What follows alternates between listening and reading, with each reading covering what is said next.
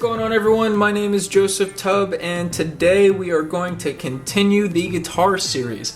So what we're doing here is we're going to actually start painting the guitar. We have the sketch drawn on the guitar. I have my color mapping here, so I know where I'm going, and I have the pens that I'm going to be using for this guitar. So I'm going to go ahead and jump into this. This isn't going to be a how to paint as much as maybe some of you would like it to be. There's just not enough time to go through every little detail, but maybe I'll also stop in time lapse and just kind of pull out if I feel that maybe this could be a neat technique to share with you guys. But pretty much the techniques that I'm using are the same techniques that I used in the Getting Started series, so there's really nothing else to say. So I hope you guys enjoy this, and when I finish up I'll have some more words to tell you.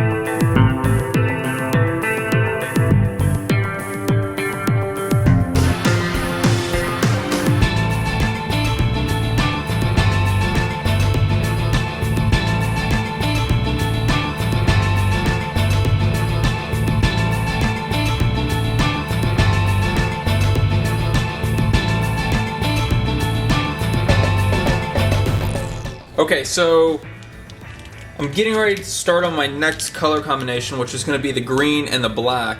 And you guys probably noticed this, I'm using kind of a different technique than what I showed off in the Getting Started series.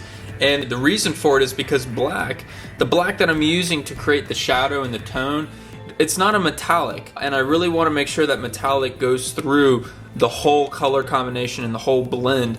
So the reason why I'm doing this kind of technique where I'm applying all of the color and then coming back with the black is so that that metallic look will kind of blend into the black, so you can kind of see metallic, the kind of like a little bit of a sparkled look to it fading into the black. So I'm getting that desired look.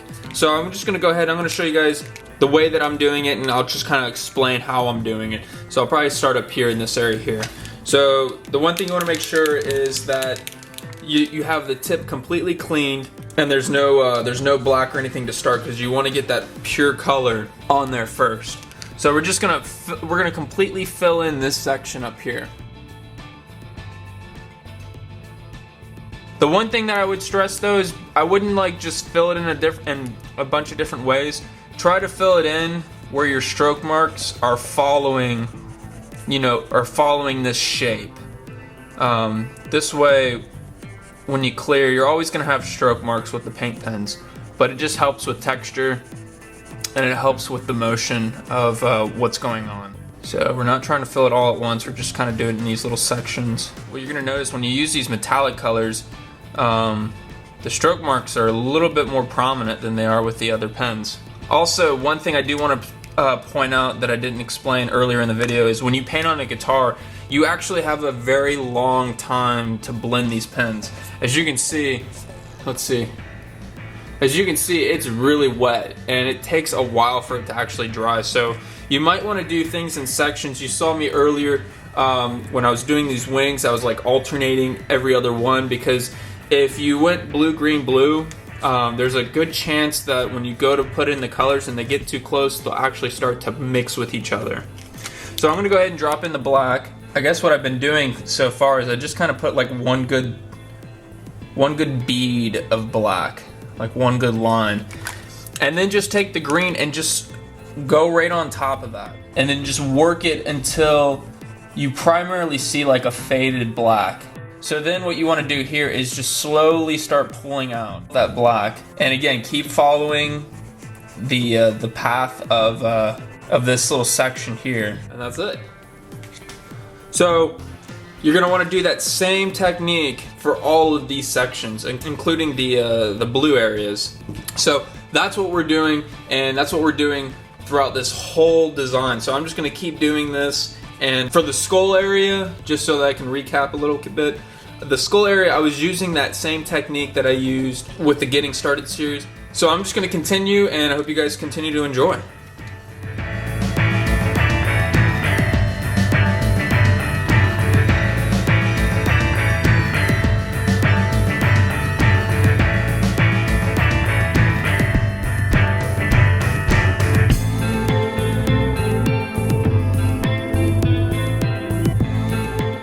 Just so we can have a little quick comparison of our concept drawing and what we have on the guitar. So now all that's left to do is the details. So I'm going to show you real quick the pens that I'll be using to do primarily all the detailing work. It's going to be 4 pens. I have the 3 different line weights essentially. I have the extra fine, fine, and medium tip pens here that I'm using. You could do all of your detailing work with the medium tip, but I like line variety.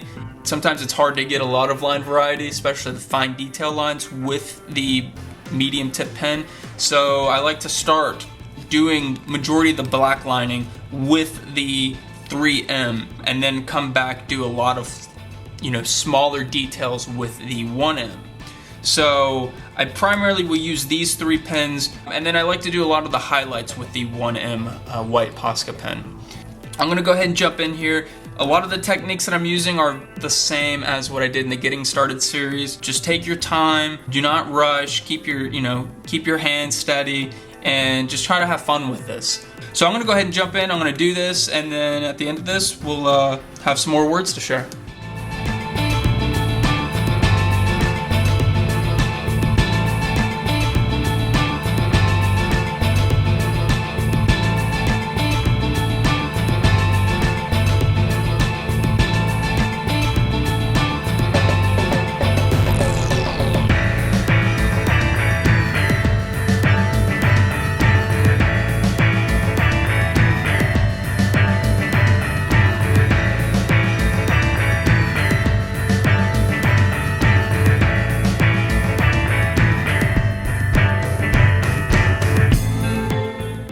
Okay, so we got all the basic detailing done. We're gonna really start to tighten up this image. We're gonna add more line weights to it, and you're just gonna watch it progressively come together in terms of details. So I hope you guys are still enjoying, and here we go.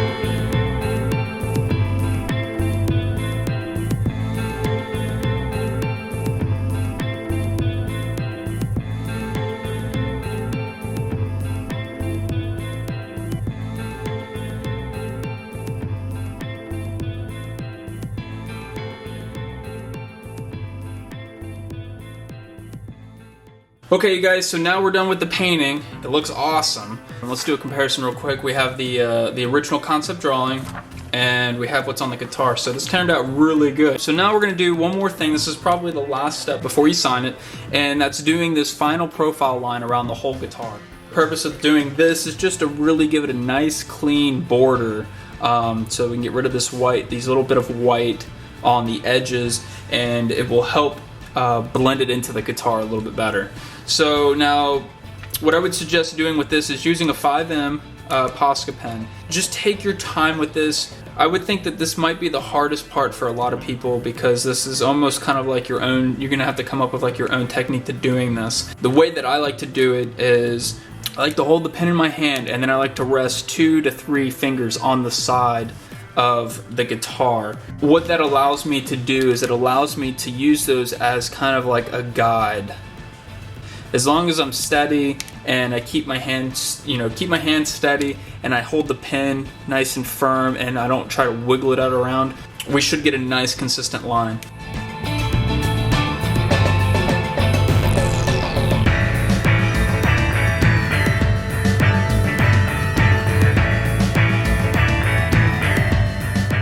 So now the last thing that we need to do is we need to sign our name. I'm gonna probably put my name right along this lower green line where the jack is and the pick guard line up. I know that I'm gonna have enough room here also going off of my image.